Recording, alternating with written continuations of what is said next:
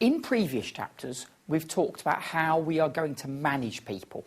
And obviously one of the most important jobs that a manager has is to try and to motivate the staff that are working for them. So in this chapter, we're going to be looking at some of the models, some of the theories that have come about with people trying to talk about how we motivate our staff. The first thing to pay attention to is, what do we actually mean by motivation?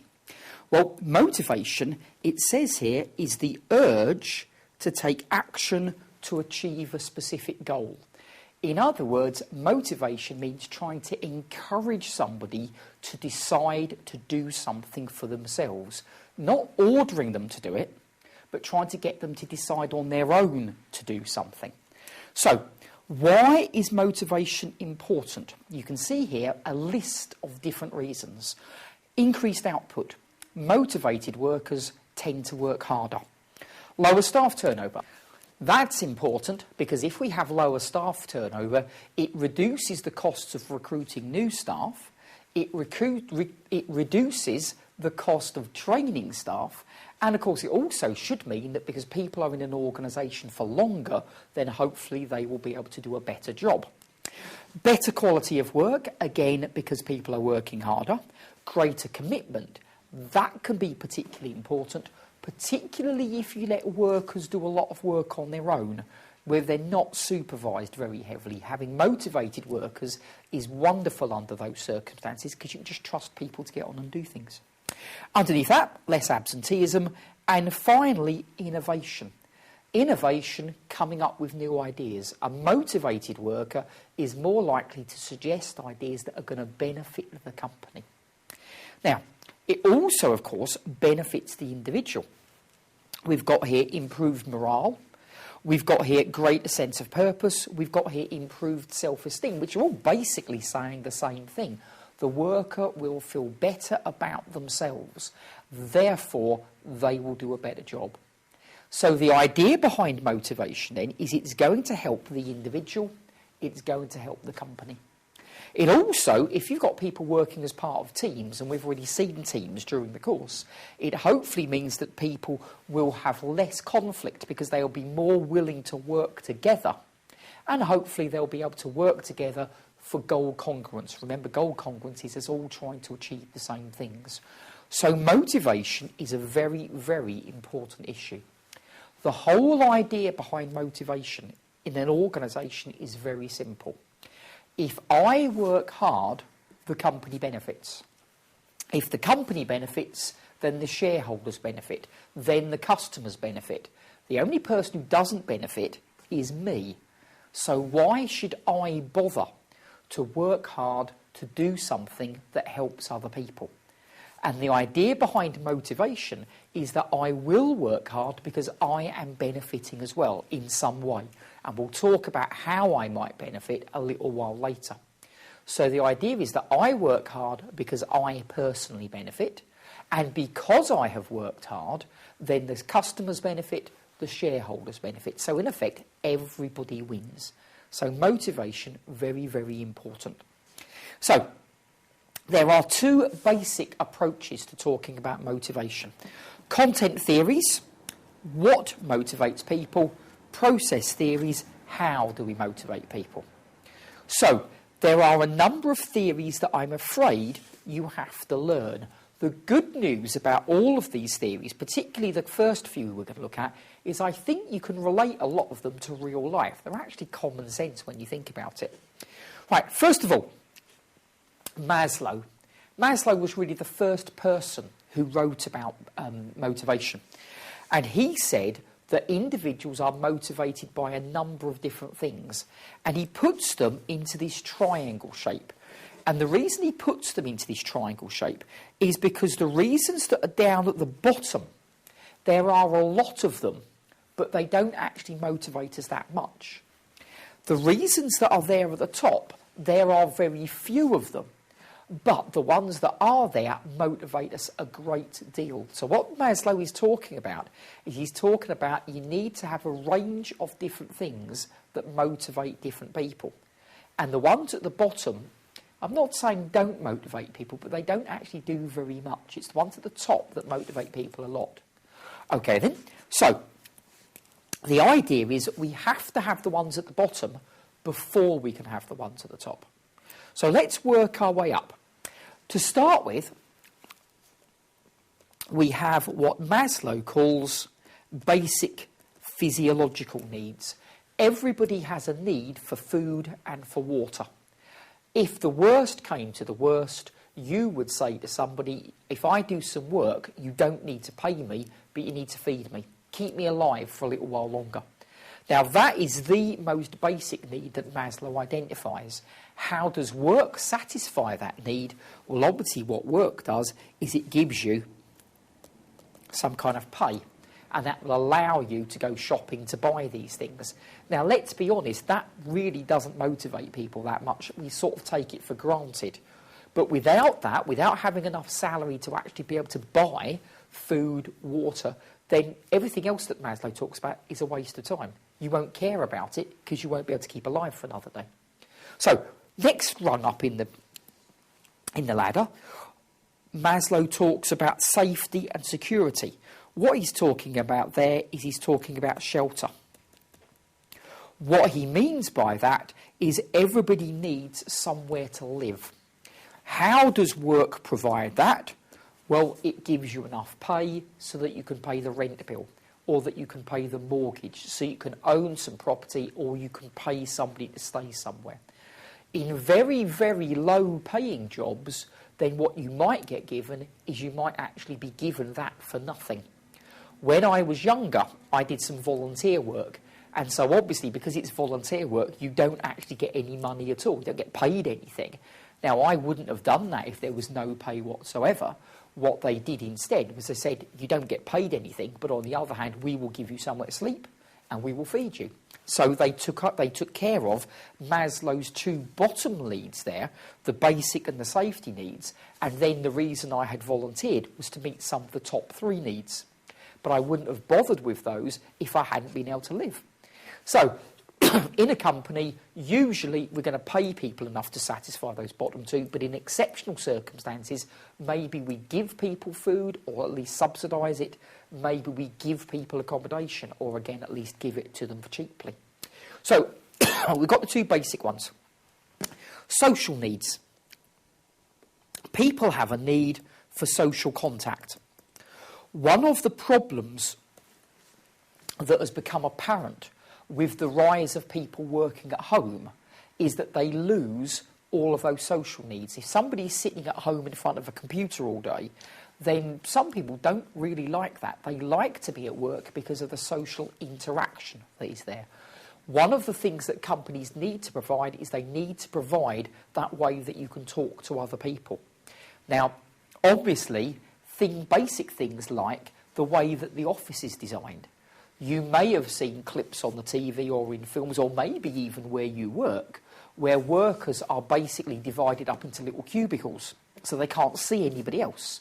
The idea behind that is obviously to try and encourage them to concentrate on their work, but sometimes that might actually have a negative impact because instead they will miss the interaction of just being able to look up and see somebody, if not talk to them. Open plan offices, where there are no walls at all, are sort of the opposite. There is a lot of social interaction going on, maybe too much. Somewhere between the two might be a decent balance. So the organisation has to provide something for your social needs. So for you to be able to get some kind of social contact. If nothing else, you need to have something as basic as a kitchen, or something as basic as somewhere to go and get a cup of coffee that you can stand next to and chat to somebody.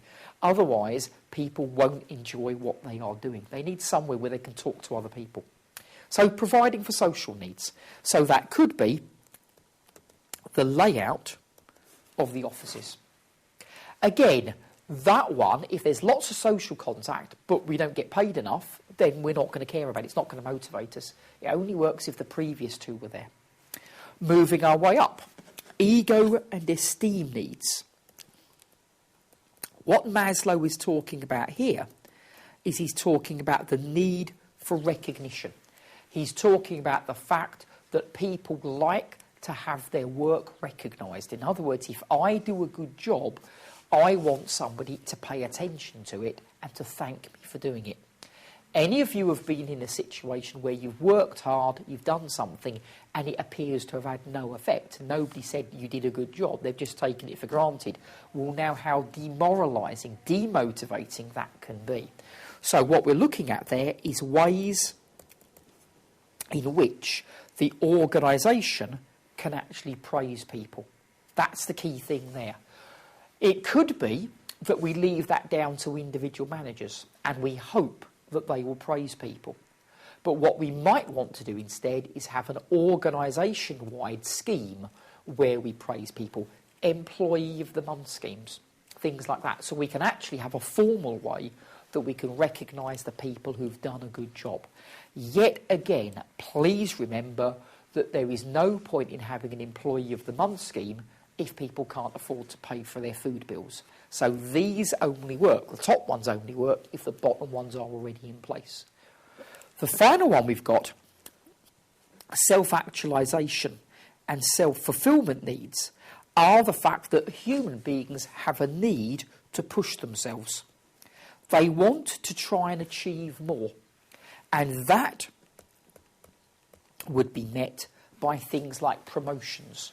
So having some kind of career path within an organisation so that people who are good at their jobs are recognised, that's the ego bit, and then are promoted or given more interesting work to do so that they can then go on and develop extra skills.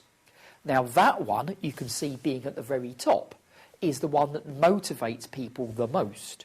But again, it relies on the other four being all there. Now, Maslow was not actually talking about the workplace. He was actually talking about anybody doing anything. But the workplace, and the way that this is going to be tested in paper F1, the workplace is the bit that we are particularly interested in. So how can a company try and make sure that all five of those needs are met? Now, when I've done this with groups in the past, I have talked to them about something that I've probably already mentioned with you. I've talked about the fact that I go running. And so I have run in a couple of marathons. And so when I've spoken to my students about this, I say to them, getting motivated to run a marathon is hard work.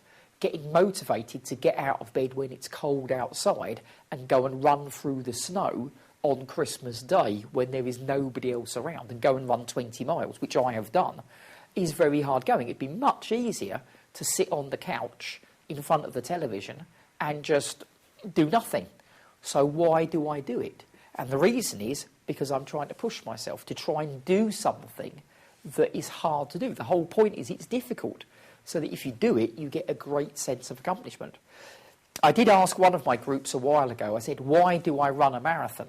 And they very, very kindly said, in order to win. I don't think I've ever been anywhere near winning. In fact, I don't think I've ever even finished in the top half. My goal one of these days is to come in the top 10,000. I've never managed that yet. So it's not to do with winning anything, it's simply to see if I can do it and then see if I can do it better. That is very, very motivating. Now, that's what organisations are striving for. They're trying to motivate people. So Maslow is a very, very useful. It's a very, very useful model to try and use in the exam, because obviously what's going to happen is that the examiner will say, here is an example of something. What kind of need is being met? Now, the only trouble with Maslow is that Maslow treats everybody the same. He says everybody is motivated by exactly the same things in exactly the same order. And you and I both know that that's not necessarily true. There are some people who are motivated more by some things and some people who are motivated more by other things. So again, what the examiner might do is the examiner might give you some clues as to what somebody is like. So it could be that they are ambitious, in which case they want promotion. On the other hand, it could be that they want lots of money, because if they want lots of money, that allows them, for example, to buy a big house. And that buying a big house, that meets their self-actualisation needs. They feel they are successful because they earn a lot of money. They're both meeting their self-actualisation needs. They're both meeting the one at the top, but in very different ways. So just pay attention. Just pay attention to what the examiner actually says. Underneath that, we have Hertzberg. And again, Hertzberg is very useful because he takes what Maslow says and he breaks it down into two different kinds of theories, two different kinds of factors. He talks about what are called hygiene factors and motivating factors. Hygiene factors are like the bottom two levels of Maslow. Hygiene factors are things that workers expect. And if people do not get them, then workers will be unhappy. If they are present, workers won't be motivated. They won't be working hard, but at least they won't be unhappy. Now, the idea then, which again I think is quite sensible, is instead of talking about people being motivated, Hertzberg divides them into three kinds. You have demotivated workers. Demotivated workers are unhappy. Demotivated workers want to leave. If demotivated workers cannot leave because they can't get another job, then they will stay, but they will do as little as they possibly can. Demotivated workers are horrible to have in an organisation because not only will they be demotivated, but they will often make everybody else working with them demotivated as well. They're just unhappy and they spread their unhappiness. So demotivated workers are absolutely terrible. Hygiene factors, if there are enough hygiene factors there, then we turn them into workers who are unmotivated. So they're still not going to work hard, but at least they're not going to be miserable. So unmotivated workers are not good, but at least they're not as bad as having demotivated workers. So we have to think about what would be the hygiene factors. Now, again, it will be different in different circumstances. Be guided by what the examiner gives you in the question. It might be a basic level of pay, and if we don't get that, then we are demotivated. It might be a basic level of social contact. It might, for example, be how much free time we get. You probably know people who spend an awful lot of time at work. They do an awful lot of overtime. Maybe a lot of it is unpaid. It's not the fact that they're not paid that's the problem. It's the fact that if they're at work, then they can't be with their friends. Then they can't be with their family. That might make them demotivated because they seem to be spending all their time at work. So, hygiene factors try and make sure that people do have sufficient time away from work, perhaps by planning their workloads a bit better. So hygiene factors, look to see in the question what those might be and put those in place. Basic level of salary, perhaps a cap on how many hours people work, and after that you force them to go home, you tell them to go away. Turn a demotivated worker into an unmotivated one. So that tends to be the bottom levels of Maslow. Motivating factors are the top levels of Maslow. It's what turns somebody who is unmotivated and will go in and will do what they have to, but no more than that, into somebody who is motivated and is really working hard and is doing a lot to support the business. Those are the workers that we want. So again, in the exam, try and think about how you're going to achieve that. Both of those two are basically talking about what we have to do to motivate people. Process theories talk about how we get motivated. Now, this is obviously slightly different. So, the main theory that we have here is by a guy called Vroom. And Vroom comes up with what he calls the expectancy theory. Now, this is quite a common exam question because it's very individual. So this lends itself to the examiner saying, here is a person, here are the facts, what do you think? Now, the whole idea behind this is to work out, is somebody going to be motivated or not? And unlike Hertzberg and unlike Maslow, Maslow and Hertzberg basically say the same thing. If you give these people the chance of promotion, everybody will be motivated. But Vroom says that's not true, because you need to think about two other things. You need to think about what's called the valence and what's called the expectancy. The valence basically means, does the individual want the reward?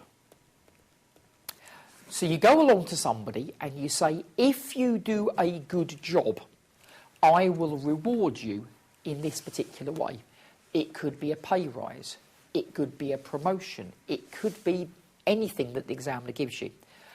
Is the individual going to want that? Second thing, expectancy. Does the individual believe that they will achieve this? In other words, does the individual believe that they will do well enough to actually be able to achieve whatever this reward is going to be? Now notice there we have got a multiplication sign in there. And the idea behind that is it's only when you have both of these that somebody will be motivated. So let's say, for example, that my boss comes to me and says, David, I want you to do a good job. I want every single... the way that I'm going to measure whether you're doing a good job is I'm going to look at the pass rates for people who are doing this course. Fair enough. Why does my boss want me to be motivated? Because the more motivated I am, the harder I'm going to work. I will do more and put more effort into this video, which is obviously a good thing. It will help you. So I'm thinking to myself, why should I bother? I could just come in here and just just do as little as possible. Now, that won't be good for you, but of course, it won't make any difference to me. So my boss wants to motivate me, so I come in and I do a really good job. So, how is he going to do it?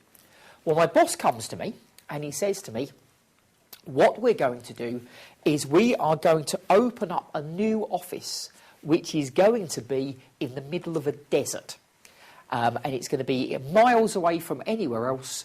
And if you do a really good job doing these videos, we'd like to make you the office manager. Now, unfortunately, I don't particularly want to go and live in the middle of a desert. I would be away from my family, and I don't really want that to happen.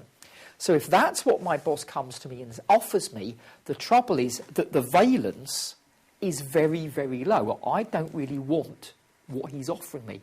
So I won't care. I won't work very hard. So you have to offer people something that will appeal to them. Now, second thing we've got there is the expectancy.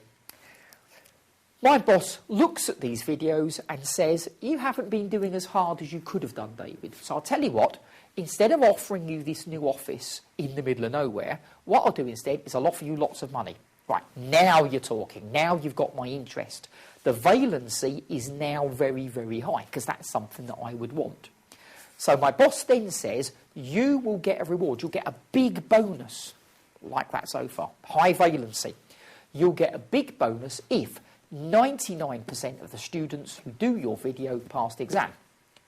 Now, of course, the trouble is it's very unlikely that 99% of the students who are watching this will actually get through the exam. There's always going to be something on the exam because it's a multiple choice exam that people haven't seen. So although I would like to say to you 99% of students will pass, it probably isn't going to happen. I hope it would be very high, but I'm not sure it's going to be 99%. I only need 1 or 2 people to fail, and then that's it. So the trouble is, although the valence is very high because I want the money, the expectancy is very low because I don't think it's realistic. So because of that, multiply a high figure by a very low one, you get a low amount again. And so the idea is going to be that, again, I am not going to be motivated. So I will come in and go, so I won't bother working very hard. The reason I am not working very hard is because my boss has got 2 things wrong. The first time they offered me the wrong thing. The second time they made what I had to achieve too high. And both times I didn't really bother. Now you ought to be able to recognise this from your own studies. If you need to be motivated to work hard, to study hard, to pass your exams. But why should you pass the exams? You know, if you pass the exams, you get a good career. You hopefully get some job security. You will get a good career, but it's going to be in finance. If that's something that, to be honest, you're really not that bothered about, then the valence is very low and you're not going to bother. You won't work hard. You won't make the effort to study harder, quite understandably. On the other hand, if you think that however hard you study, you still won't pass the exam, then again, you'll just give up, because the expectancy is too low. So Vroom makes a very, very sensible point. And again, the key thing with Vroom is that he, unlike Herzberg and Maslow, he says you need to offer people the right thing. Remember, Maslow says everybody wants the same. Vroom says you need to think about individuals. But Vroom also says you have to think about, do they think they'll achieve it? If they don't, then they won't bother. Now, moving on, we have McGregor. And McGregor talks about what he refers to as Theory X and Theory Y people. Theory X people dislike work, they dislike responsibility. They will only work if they are forced to. Now, you may remember, because we talked about this previously, the idea of scientific management. Scientific management is where the boss decides what the worker is going to do, and the worker just gets on and does it. That's treating Theory X people. I will decide what you will do, I will tell you what you will do, I will watch you doing it. So Theory X workers, you basically motivate them by telling them what to do and rewarding them for doing it the right way. It tends to be, Theory X workers tend to be looking at monetary rewards. And with Theory X workers, it's very much, do it the way that I tell you, and I will give you a bonus. Do it in a way that I don't want you to do it. So in other words, go against what I'm saying, and I will fire you. You will lose that money. So it's very much, you may have come across the phrase carrot and stick. So the carrot is, do it my way, you get a bonus, and the stick is, don't do it my way, you get fired, and you lose that money. So Theory X workers, to be honest, are often only bothered about the bottom 2 or 3 levels of Maslow. They're not really worried about the top. Theory Y workers, on the other hand, basically, they like work. I've got there, they do not dislike work, which is a bit of a clumsy sentence. They like work. They like responsibility. So with Theory Y workers, they are very interested in top 2 levels of Maslow. They may not be that bothered about the bottom ones. As long as the pay is enough, hygiene factor, then they might be quite happy. So what they want is lots of career opportunities or very interesting work, and that might be what keeps them happy. So there is a big link there with the management and the leadership styles that we've seen in previous papers. If we manage Theory X and Y people the wrong way, then the whole thing is not going to work very well. Now, we've been talking already about rewards. I've said to you that, in effect, with Maslow, with Vroom, you have to reward people. You have to give people something in order to motivate them. This next page talks about what we give them. So, difference between a reward and an incentive. A reward is what you actually give somebody. So a reward is given at the end. An incentive is the offer of a reward.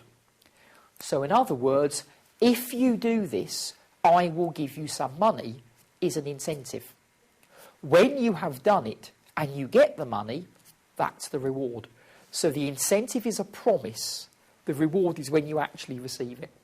So again, what Vroom said was that we have to offer people the right kind of incentives, the right kind of rewards, because if we don't, then they won't bother working hard. Okay, underneath that, we have got what's called extrinsic and intrinsic. Extrinsic rewards are things you can see there are outside the control of individuals. In other words, they are given to people. You've got the examples there: pay, bonuses. You work hard and somebody gives you a bonus. You work hard and somebody gives you some praise. You work hard and somebody gives you a benefit. They are all given to you by somebody else. Intrinsic rewards are internal. They are what you feel about something. I know that I have done a good job with something. It makes me feel better because I know I've done it well. That's an intrinsic reward.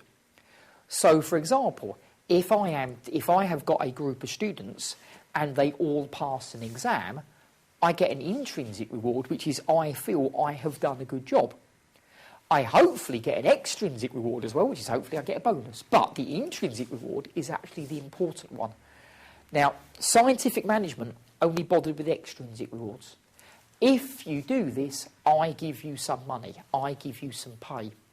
Maslow is much more concerned with intrinsic rewards. And there are a lot of these. These are very, very important to people. And these can be more motivating, to be honest, than anything else, because they're what we feel about something. Now, the kind of things that you could look at are things like job status, job satisfaction. Do you feel that you are doing a good job? Now, this is important from the point of view of managers, because managers have to make sure that they are offering people the chance to improve. Remember, that was our self-actualisation at the top of Maslow?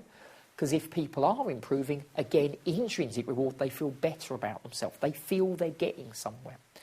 So, in the exam, a common thing to talk about is job enrichment, job enlargement, and job rotation. Now, 2 of these are good, 1 of them is bad. Job enrichment is very much aimed at Theory Y people, and it's all about making things more interesting. You have carried out your tasks very, very well, so what we're going to do is we're going to give you some harder, more interesting work, some more responsibility. Maybe we'll let you supervise somebody else. So job enrichment is giving you more interesting stuff. That one's good. Works very well with Theory Y people. Theory X people won't like it, because Theory X people will simply say, but I don't want any responsibility. Job rotation is working with Theory X people, and it basically means move people around low-level jobs. And that works with Theory X people. The idea behind that is that if there are a number of fairly low-level jobs, imagine, for example, you're talking about a shop. One of the jobs is perhaps looking after all the stock as it arrives and putting it somewhere in the warehouse. That's a low-level job. One of the tasks is putting the goods on the shelf. That's a low-level task. One of the jobs might be working on the till, on the checkout, dealing with customers. That's a low-level task. If you have 3 workers and they just do the same thing all the time, one person works in the warehouse, one person stocks the shelves, and one person deals with the customers, they'll get bored. So move them around. So one day a week, they all do something different. It's just enough variety to keep Theory X people interested. So that can work very well as well. So that's a good one. The one that's not very good is the one in the middle. Job enlargement is simply more of the same. In the exam, look to see if the examiner is deliberately confusing job enlargement and job enrichment. You have done so well at this task, we're just going to give you more of it to do. That's not going to motivate anybody. So job enrichment, good. Job rotation, good. Job enlargement, bad. How are we going to actually introduce all this? So it's all very well me saying a manager should reward somebody, but managers, there is a limit to what they will be able to do. So a company has to try and decide how it's going to reward all of its staff. You can't have managers going around promoting people simply because they feel like it, or giving them bonuses because they feel like it. The entire company has got to have a plan of what are going to be used as rewards and what people are going to have to do to earn them. So you've got here an example of a reward system. This is what the company should think about. It should motivate employees. And as we saw earlier, if employees are motivated, there won't be as much staff turnover. Another important point, which goes back to what we were talking about with recruitment back at the beginning of the course, you will attract good employees. If you've got good employees or good potential employees, they will say, what rewards are there? I know I am good. If I'm going to come and work for you, how am I going to benefit?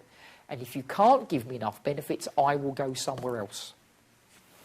We've talked already about goal congruence, rewarding people so that they all try and work together. Be fair so that people can't complain. I have to work really hard to get my bonus and somebody else doesn't have to do very much. And they should encourage innovation. And we've seen all these things already. The kind of things that you would include: commission. This is often used for salespeople. If you sell something, you get a financial reward, 1% of the value of what you sell. The idea is that you make people work harder, because the harder they work, the more they sell, the more money they earn. Again, a bonus scheme is fairly similar. If you work hard, you will receive some kind of bonus. At the top of the other page, we've got examples such as profit sharing. So rather than you giving a bonus because you've done a good job, profit sharing is giving everybody a bonus because the entire company has done well. Now, that works very well in situations such as accounting, where it's actually very difficult to identify what somebody's done in order to earn a bonus. In some divisions, it's very easy. You're in marketing, you've done an advertising campaign, lots of potential customers have come in, you should get a bonus, it's easy to identify. But there's lots of workers in a company where it's very difficult to identify how they are actually adding to the company. So an easier way might be to simply say, let's look at the entire company. If the entire company does well, everybody shares. Profit sharing scheme. And finally, what's known as management by objectives. And management by objective is basically giving people very detailed targets. If you meet your target, whatever it is, then I will give you a reward. Again, it can be used for people where it's quite difficult sometimes to try and say how do they deal with customers.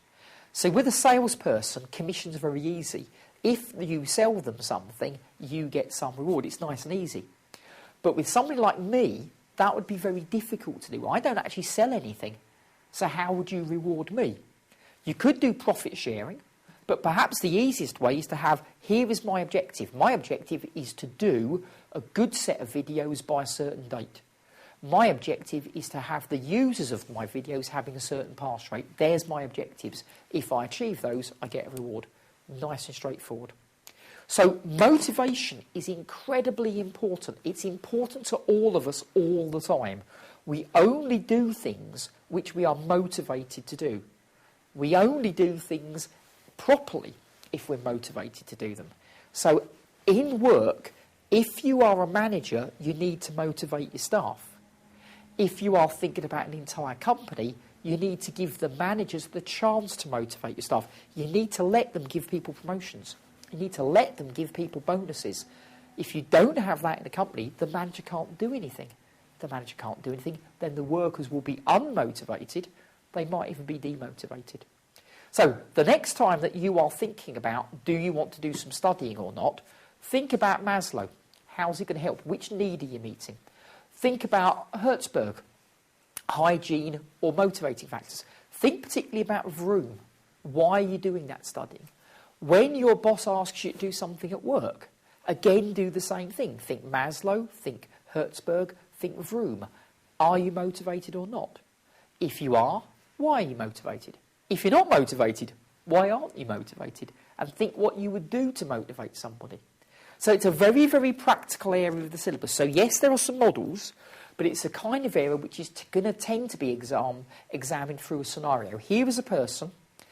This is what you're offering them. Are they going to be motivated or not? So it's a good area to pick some marks up on in the exam.